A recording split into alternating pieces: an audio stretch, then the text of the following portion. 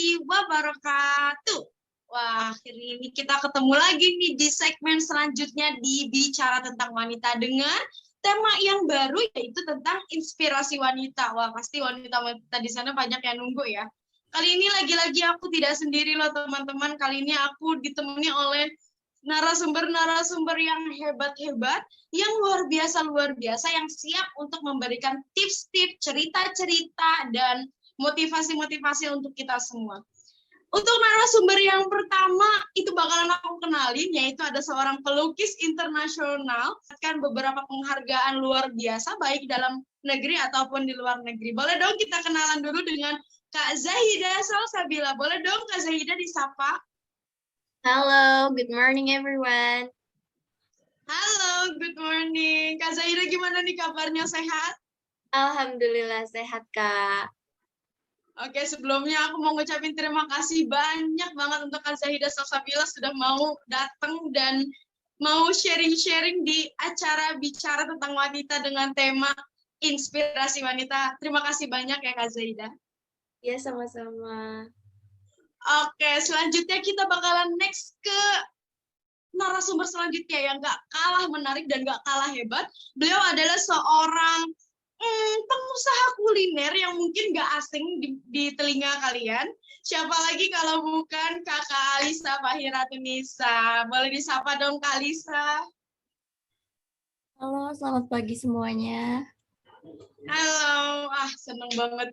Pasti kalian udah gak sabar kan, Kak Alisa di sini bakalan mau ceritain apa. Jadi kalian gak cuma makan kue-kuenya doang, yang enak-enak dan trending gitu, tapi kalian di sini bisa dengerin ceritanya, pengalamannya, motivasinya, pokoknya hal-hal yang menarik yang mungkin bakalan Kak Alisa bagiin dengan Kak Zahidah tadinya.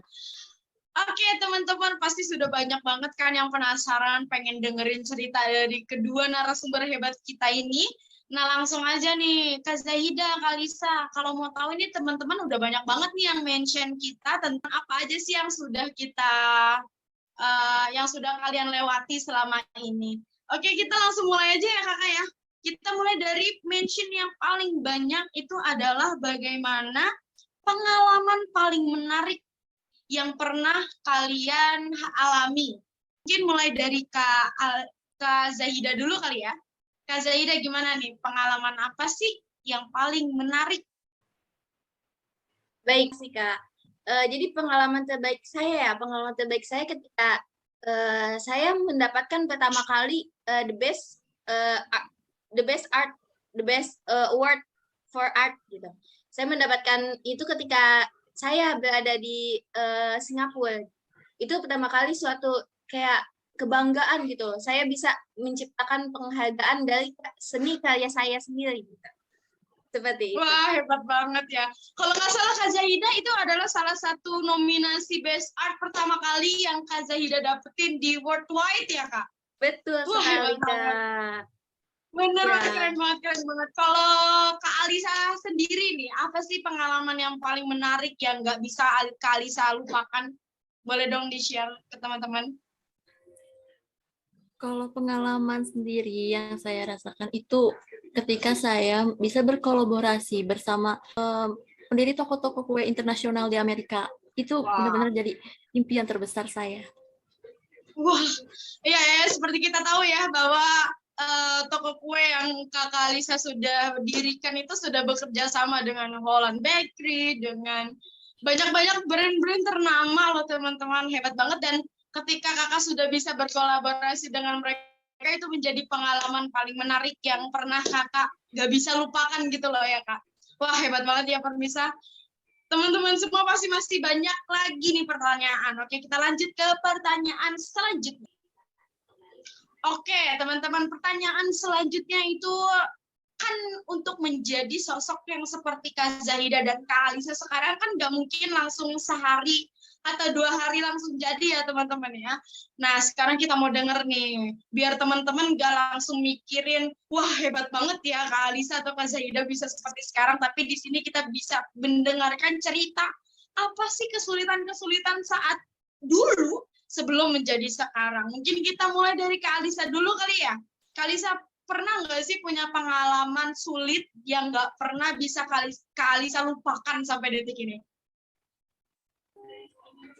Pengalaman sulit itu pastinya ada banget ya. Jadi tuh yang pernah aku alami itu pada saat itu aku benar-benar udah nggak punya, aku ngelamar kerja dimanapun itu nggak ada panggilan, dan akhirnya aku kayak mencoba, oke, aku akan membuat kue gitu. Aku berjualan dari yang tadinya jualan cuma dari mulut ke mulut tetangga, tapi lama-kelamaan kan nggak setiap saat ya tetangga akan memesan kue gitu. Akhirnya saya mencoba berjualan berkeliling, dan itu tuh ngerasain panas, kehujanan, kena apapun itu, dan pernah juga nggak nggak laku, atau laku cuma satu kue. Itu benar-benar hal yang paling wah gitu. Wah, hebat banget ya. Berarti dari mulai toko kecil, dagang di pinggir jalan, kali saya juga ngerasain. Dan itu pengalaman yang masa sulit yang bisa menjadi pelajaran untuk kita semua ya teman-teman. Oke, itu tadi pengalaman dari Kak Alisa ya. Sekarang kita next ke narasumber selanjutnya, karena pastinya pengalaman beliau itu, kesulitan-kesulitan beliau itu juga nggak kalah menginspirasi kita, yang membuka mata kita gitu loh. Oke, mungkin selanjutnya kita bakalan denger nih kisah dulu atau masa lalunya dari Kak Zahida Salsabila sekarang. Bagaimana nih Kak Zahida? Punya nggak nih pengalaman? Pasti punya sih. Pengalaman-pengalaman yang sulit yang sampai saat ini Kak Zahida nggak bisa lupakan. Baik, mungkin pengalaman sulit saya ketika pertama kali ya saya berterjun dalam dunia lukis. Di situ awalnya memang orang tua saya tidak mengizinkan saya menjadi seorang pelukis, karena apa sih seorang pelukis itu gitu. Bagaimana dengan pekerjaan seorang pelukis, gajinya yang belum tentu ada gajinya atau apa, kan karena pelukis itu kan merupakan sebuah hobi ya awalnya. Di situ walaupun orang tua saya nggak kurang mendukung gitu dengan apa yang saya inginkan gitu. Apalagi dulu saya belum ada modal apa-apa gitu. Akhirnya tuh di situ saya tetap ingin meneruskan gitu cita-cita dan keinginan saya. Akhirnya di situ saya mulai dengan menjual lukisan saya di pinggir-pinggir jalan dan menjadi pelukis jalanan gitu. Jadi tuh siapa saja yang ingin saya lukis, akhirnya saya lukis gitu. Jadi saya hanya menjadi pelukis jalanan saja gitu. Sampai akhirnya tuh ada seorang senior gitu yang bernama, kalau kalian tahu, yang bernama Bapak Atmojo. Di situ dia mendatangi saya dan akhirnya dia memberikan kartu namanya ke saya gitu. Di situ akhirnya dia mengajak saya ke salah satu museum yang ada di Jakarta. Di situ satu kata yang menjadi inspirasi bagi saya, yaitu ada seni itu bakalan timbul dari dalam dirimu. Apabila kamu ingin seni itu timbul, maka mulailah dan timbulkan dirimu sehingga seni itu terpancar bersama dirimu. Dengan kata-kata itu saya dapat, tiap saya melukis gitu, saya tuh dapat meningkatkan emosi yang ada dalam diri saya, sehingga tuh saya mendapatkan inspirasi dalam melukis gitu. Nah, akhirnya di situ Bapak Atmojo tuh menantang saya gitu untuk melukis suatu lukisan gitu. Akhirnya di situ saya mencoba dan alhamdulillah akhirnya berhasil, dan lukisan saya terpajang di salah satu museum yang ada di Jakarta gitu. Saya menjadi semangat untuk melanjutkan ini karya saya di bidang melukis. Seperti itu, teman-teman.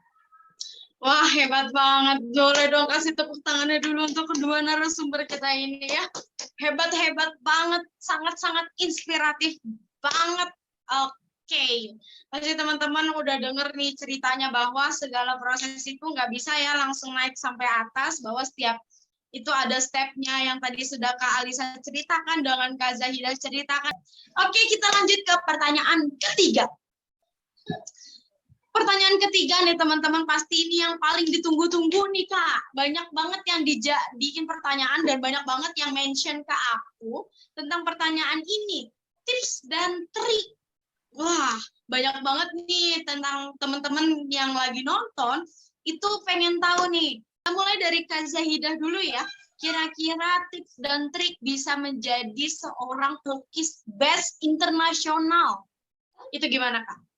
Baik, mungkin kalau misalkan kita bisa menjadi seorang pelukis, kita harus mempunyai sebuah improvement atau ide yang kreatif gitu.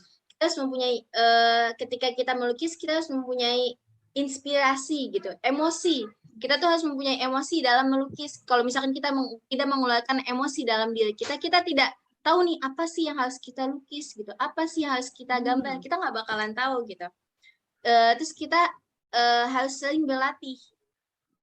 Saya dulu tuh juga suka sering berlatih dari gambar yang masih garisnya nggak lurus atau gimana gitu. Tapi dengan kita berlatih, terus berlatih gitu, kita akan bisa menciptakan gambar yang sempurna seperti itu. Terus kita harus mengerjakan apa yang kita inginkan, apa yang kita sukai. Misalkan kita lebih suka melukis tentang pemandangan nih gitu. Kita mencari inspirasi, kita pergi ke daerah gunung, daerah puncak gitu. Kita akan di situ kita bisa mendapatkan inspirasi gitu dalam lukisan kita. Seperti itu, teman-teman. Oh wow, pokoknya jadi intinya itu terus berlatih kalau kata Kak Zahidah tuh. Oke, itu dari Kak Zahidah. Kalau dari Kak Alisa Khairatun-Nisa, apa sih nih tips dan trik nih biar teman-teman bisa menjadi sebuah pengusaha kue atau pengusaha makanan ya yang hebat seperti Kak Alisa ini. Bagaimana nih Kak Alisa? Boleh dong bagi-bagi dong tips dan triknya? Ya, kalau tips dan trik dari aku sendiri ya, yang pertama itu kalau namanya mau buat usaha pasti kita perlu modal. Itu pertama. Modalnya cukup atau enggak, kita harus sesuaikan dulu modal yang kita punya itu berapa. Kalau misalkan kita ingin buat usaha yang baru, kita jangan naruh modal yang besar gitu. Karena kenapa? Kita kan belum tahu nih untungnya atau enggak gitu. Jadi kita harus pertama tuh modal. Yang kedua, yang namanya kue itu pasti ada pasang surutnya, ada nanti ada naiknya, ada turunnya, itu pasti banget sih. Nah, gimana caranya kita biar tetap stabil? Ya, gitu. Kita harus punya strategi nih. Misalnya kita adain promo atau apa, itu tuh harus ada juga sih. Terus yang kedua, kita harus menerima masukan. Kalau misalkan kita awal-awal usaha, itu pasti kita harus menerima masukan dari orang. Misalnya kayak dulu saya gitu. Ketika ada tetangga yang mesen gitu ya, kue gitu. Terus nanti tuh saya suka tanya, Ibu, kekurangannya apa ya, apa yang kurang pas gitu rasanya gitu. Jadi kita harus tetap terus-terusan ngoreksi nih rasanya apa sih yang kurang, apa sih yang enggak gitu. Terus kita harus terus buat resep-resep baru, citra rasa baru yang berbeda dari kue-kue yang lainnya itu biar supaya kita menarik pelanggan-pelanggan gitu. Buat aku itu aja, dan sama jangan pantang menyerah karena apapun yang kita usahakan itu pasti akan ada hasilnya. Kalau kita nggak mencoba, kita nggak akan tahu apa itu hasilnya. Itu aja Wah, sih. keren banget ya teman-teman. Tips dan trik dari Kak Alisa ini yaitu minimal kalian punya modal dulu, punya niat, jangan tutup kuping kalau ada yang komen, di mana kalian bisa nyaring komentar-komentar dari orang sehingga itu bisa menghasilkan sebuah kolaborasi yang luar biasa. Dan yang terakhir dari Kak Alisa itu jangan pantang menyerah karena sistem penjualan itu baik mau jual baju, jual kue atau jual karya seni itu pasti ada pasang surutnya ya Kak ya. Dan Kak Alisa tadi bilang pokoknya jangan menyerah, don't give up. Itu adalah salah satu trik di mana kalian itu bisa terus mengembangkan diri kalian baik dalam dunia bisnis, karya seni atau apapun itu. Oke, pertanyaan terakhir dong Kak. Pasti teman-teman di rumah atau yang nonton ini itu pasti pengen banget dengar motivasi atau semangat dari kakak berdua ini sehingga bisa sampai pada titik seperti kakak berdua ini berada. Mungkin dari Kak Alisa dulu nih ya. Apa sih motivasi? Boleh dong berikan motivasi untuk kita semua yang nonton. Kalau dari aku sendiri motivasinya khususnya untuk kaum milenial dan ibu-ibu rumah tangga nih ya kan yang tidak bekerja. cobalah membuat usaha. Mau sekecil apapun, mau hasilnya nggak besar, harus dicoba. Karena kalau nggak mencoba, kita nggak akan tahu hasilnya. Dan sebisa mungkin untuk anak-anak muda, teruslah berusaha, teruslah berbuat karya. Karena anak-anak muda sekarang pasti punya imajinasi yang cemerlang-cemerlang untuk masa depan lainnya. Dan jangan pernah lihat orang. Pokoknya fokus sama jalan proses diri kita sendiri. Jangan lihat, oh dia udah sukses kok, aku belum ya. Jangan, tapi tetap itu jadi motivasi. Oh, aku harus sukses kayak dia, aku harus sukses kayak dia. Itu aja sih menurut aku. Oke, luar biasa ya. Oke, dari Kak Zahida, gimana ini? Aduh, aku penasaran banget nih. Mungkin kurang lebih sama ya motivasi saya kayak Kak Alisa gitu. Khususnya untuk kaum milenial nih, remaja-remaja sekarang gitu. Jangan putus asa dalam bermotivasi, dalam berkreasi gitu. Kita tuh dalam melukis itu kan kita mengekspresikan, mencurahkan, menceritakan semua isi hati gitu. Kita dalam bentuk lukisan gitu. Dalam lukisan kita bisa mengekspresikan suasana hati kita gitu. Makanya kita jangan menyerah atau mungkin kalau misalkan lukisan kita belum sempurna, kita berlatih lagi, kita latihan lagi, jangan merasa saya nggak bisa nih melukis gitu, saya nggak ada bakat di sini gitu, lukisan saya jelek, diejek. Jangan pantang menyerah gitu. Kalau misalkan kita terus berlatih, kita terus berusaha, kita bisa menciptakan suatu karya yang bakalan sempurna gitu. Karena apapun pekerjaannya, kalau punya kemampuan yang gigih, tahu bagaimana kita melakukannya, kita pasti akan berhasil. Seperti itu, teman-teman.